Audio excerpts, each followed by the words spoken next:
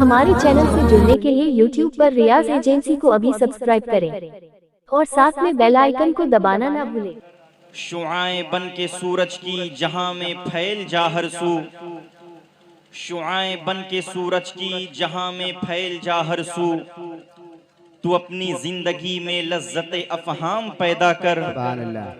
تو اپنی زندگی میں لذت افہام پیدا کر،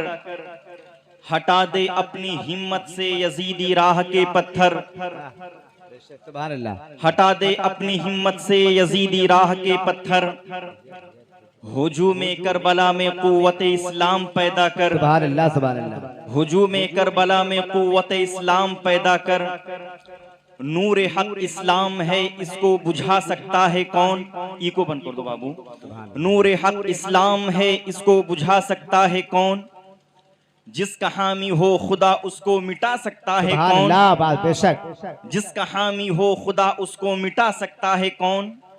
اسلام کی فطرت میں قدرت نے لچک دی ہے، جتنا ہی دباؤ گے اتنا ہی یہ ابھرے گا۔ اسلام تیری نبض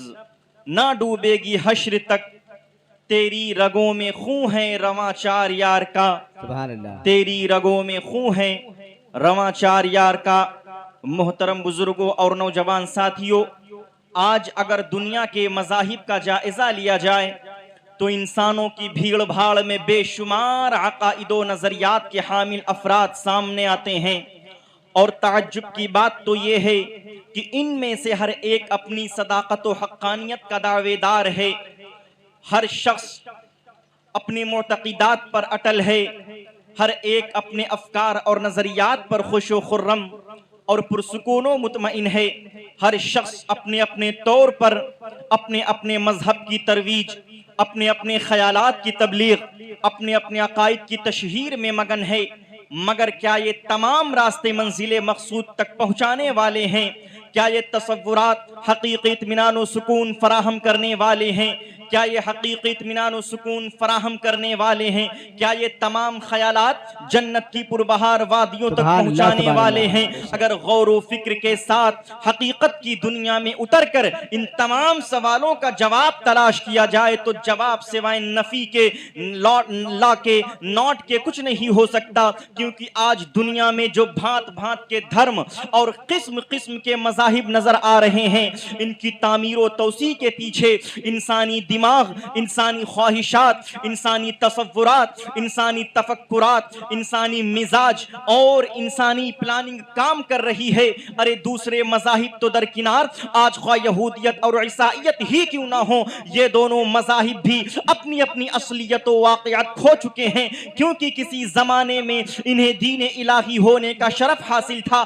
مگر رفتہ رفتہ لوگوں نے اپنی طبیعت کے مطابق قطر و بیوت شروع کر دی، یہاں تک کہ امتداد زمانہ کے ساتھ ساتھ ان کی اصلی صورت مست کر دی گئی۔ برادران ملت اسلامیہ، ان کے علاوہ اور بھی بہت سارے مذاہب ہیں، بہت سارے دھرم ہیں، خواہ وہ ہندو مت ہو یا پارسی ازم ہو، بدھ ازم ہو یا زین مت ہو، کوئی بھی دھرم ہو، کوئی بھی مذہب ہو، انسان کو شانتی عطا نہیں کر سکتا، جنت کی پربہار وادیوں تک نہیں پہنچا سکتا، خدا تک رسائی کا ذریعہ نہیں ہو سکتا سوائے مذہب اسلام کے، کیونکہ آج پوری دنیا کے تمام ادیان و مذاہب میں صرف اور صرف اسلام ہی ایک ایسا واحد مذہب ہے جسے خدا تک رسائی کا ذریعہ حاصل ہے، جو جنت کی پربہار وادیوں تک پہنچانے والا مذہب ہے۔ جیسا کہ اللہ تبارک و تعالی نے قرآن مقدس میں ارشاد فرمایا ہے، ان الدین عند اللہ الاسلام، بے شک اللہ کے یہاں اسلام ہی دین ہے دین۔ برادران ملت اسلامیہ،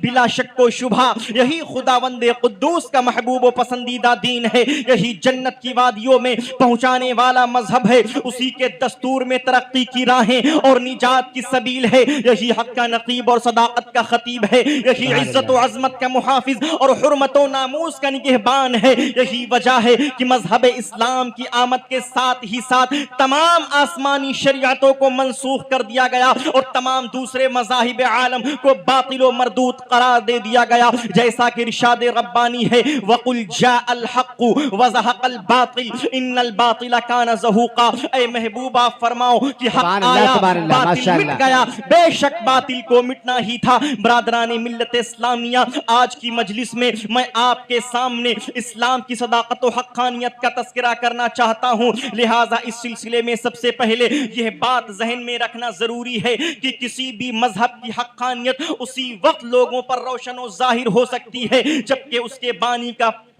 بانی کا پورا حال نگاہوں کے سامنے ہو۔ بانی مذہب کی پوری زندگی، اس کے اعمال و کردار، اس کے افعال و اقوال، اس کے اخلاق و اطوار اور شب و روز کی تفصیل متعین مذہب کے لیے نمونہ زندگی ہوا کرتی ہے۔ جب ہم اس تعلق سے تاریخ کے منتشر صفحات کا مطالعہ کر کے بانیان مذاہب کی زندگی کی تاریخی حیثیت معلوم کرتے ہیں تو ان تمام سوالوں کے جواب تو درکنار، چند سوالوں کے جواب بھی نہیں مل پاتے ہیں۔ حضرات محترم، لیجئے میں آپ کے سامنے چند شواہد کا نمونہ پیش کرتا ہوں، سماعت فرمائیے اور اندازہ لگائیے۔ برادران ملت اسلامیہ، آج دنیا میں بزعم خیش سب سے زیادہ پرانا مذہب ہونے کا دعویٰ سناتن دھرمی ہندوؤں کو ہے۔ ان کے مذہب میں سینکڑوں مہا پرشوں کے نام ملتے ہیں، مگر حیرت کی بات تو یہ ہے، تعجب کی بات تو یہ ہے کہ ان میں سے کسی کو بھی تاریخی حیثیت حاصل نہیں ہے۔ اگر آپ تحقیق کی دنیا میں اتر کر کے آگاہی حاصل کریں گے تو آپ کو معلوم ہوگا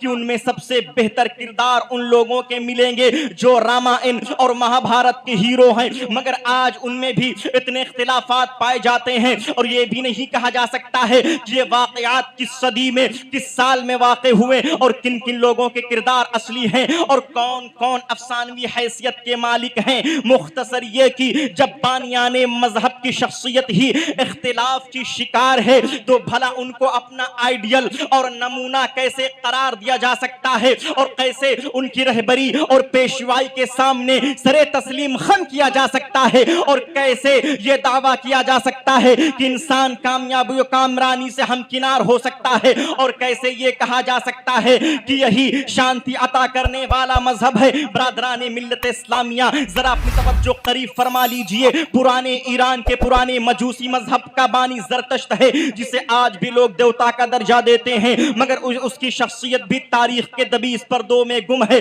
اور جو کچھ معلوم ہوا وہ انگنت تضاد کا شکار ہے۔ اس کے تعلق سے تاریخ میں آج کوئی بھی موجودہ حوالات نہیں ملتے ہیں۔ یورپین دانشوروں نے بڑی جد و جہد کر کے اس کی شخصیت کا سراغ لگانے کی کوشش کی، مگر افسوس کی ناکامی کے علاوہ ہاتھ نہ آیا۔ برادران ملت اسلامیہ، ذرا اپنی توجہ اور قریب فرما لیجئے۔ قدیم ایشیا کا ایک بہت ہی وسیع مذہب بودھ ہے جو کبھی برما، سیام، چین، جاپان، نیپال، تبت، افغانستان و ترکستان و ہندوستان اور تمام ایشیا وسطی میں موجود تھا، مگر اس کے باوجود بھی بودھ کی شخصیت اجاگر نہیں اور حد تو یہ ہے کہ اس کے مگدھ دیش کے اس کی شخصیت کی تعین ہی مگدھ دیش کے راجاؤں کے زمانے سے کی جاتی ہے۔ برادران ملت اسلامیہ، چین کے بانی مذہب کنفیوشس کے حالات و واقعات بودھ مذہب سے بھی بہت کم معلوم ہوئے ہیں، جبکہ اس کے ماننے والوں کی تعداد کروڑوں تک پہنچتی ہے۔ برادران ملت اسلامیہ،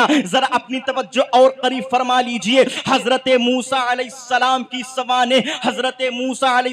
کی سوانح توریت سے معلوم ہوتی ہے، مگر وہ توریت جو مارکیٹ میں دستیاب ہے اس کے متعلق مصنفین انسائکلوپیڈیا آف بریٹانیکا کے خیالات کے مطابق یہ حضرت موسیٰ علیہ السلام کے 100 سال بعد توریت عالم وجود میں آئی ہے، جبکہ اس تحقیق کے بعد جرمن اسکالرز کا یہ بھی کہنا ہے کہ موجودہ توریت میں پہلو با پہلو ہر واقعہ کے متعلق 2 مختلف صورتوں یا روایتوں کا سلسلہ موجود ہے جو باہم کہیں کہیں متضاد ہیں۔ اب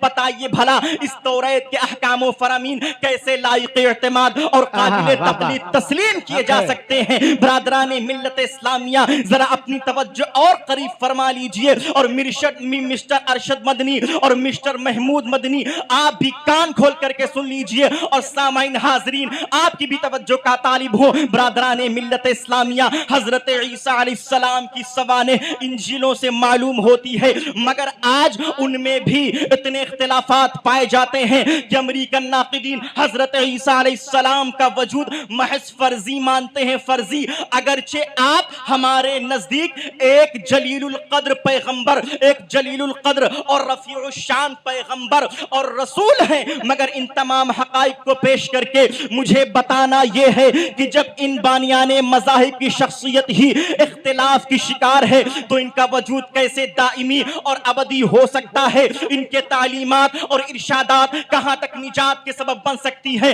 برادران ملت اسلامیہ، آخری بات عرض کرتا چلوں، مگر ان تمام کرداروں کے برعکس محبوب رب العالمین حضور رحمت للعالمین شفیع المذنبین انیس الغریبین احمد مجتبی پیارے مصطفیٰ صلی اللہ تعالی علیہ وسلم کی حیات مبارکہ آفتاب نصف النہار کی طرح روشن و تابندہ ہے۔ آمد سے لے کر کے پردہ فرمانے تک مقدس زندگی کا ایک ایک لمحہ احاطہ تحریر میں قید کر لیا گیا ہے۔ پیدائش سے لے کر کے پردہ فرمانے تک زندگی کی ایک ایک ساعت تاریخ کے وسیع سینہ میں محفوظ کر لی گئی ہے، جس سے اندازہ ہوتا ہے کہ آپ کی شخصیت، آپ جس سے اندازہ ہوتی، یہی وجہ ہے یہاں نہ کوئی اختلاف ہے، نہ ہی کوئی تضاد ہے، نہ ہی کوئی پوشیدگی ہے، نہ ہی کوئی تضاد ہے۔ یہی وجہ ہے کہ متبعین اسلام یہ دعویٰ کرنے میں بالکل حق بجانب ہے کہ بلا شبہ آپ کی زندگی ایک آئیڈیل زندگی ہے اور آپ کی شخصیت زندگی کے ہر شعبہ میں نمونہ بنائے جانے کے لائق ہے۔ یہی وجہ ہے کہ شاعر اسلام کہتے ہیں وہ نبیوں میں نبی ایسے کہ ختم الانبیاء ٹھہرے، وہ نبیوں میں نبی ایسے کہ ختم الانبیاء ٹھہرے، حسینوں میں حسی ایسے کہ محبوب خدا۔ نعرہ تکبیر، نعرہ رسالت، جشن غریب نواز، خواجہ کا ہندوستان، نبی مفتی ایران پارا، نعرہ تکبیر، نعرہ رسالت۔ وہ نبیوں میں نبی ایسے کہ ختم الانبیاء ٹھہرے، حسینوں میں حسی ایسے کہ محبوب خدا ٹھہرے۔ اور شیخ الاسلام المسلمین امام اہل سنت مجدد دین و ملت الشاہ امام احمد رضا خان فاضل بریلوی رضی اللہ تعالی عنہ فرماتے ہیں سارے اونچوں میں اونچا سمجھیے جسے ہے اس اونچے سے اونچا ہمارا نبی، سارے اچھوں سے اچھا سمجھیے جسے ہے اس اچھے سے اچھا ہمارا نبی، جس کے تلموں کا دھون ہے آب حیات ہے وہ جانے مسیحا ہمارا نبی۔ غمزدوں کو رضا مزدہ دیجے کی ہے بے کسوں کا سہارا ہمارا نبی، بے کسوں کا سہارا ہمارا نبی۔ برادران ملت اسلامیہ، اگر میرے بولنے میں کچھ اغلاط واقع ہوئے ہوں تو میں ان علماء کرام کو گواہ بنا کر کے توبہ کرتا ہوں، رب کریم کی بارگاہ میں سچے دل سے توبہ کرتا ہوں۔ استغفر اللہ ربی من کل ذنب واتوب الیہ، بلند آواز سے کلمہ شریف پڑھ لیں، لا الہ الا اللہ محمد رسول اللہ صلی اللہ تعالی علیہ وسلم، وآخر دعوانا ان الحمدللہ رب العالمین۔ السلام علیکم۔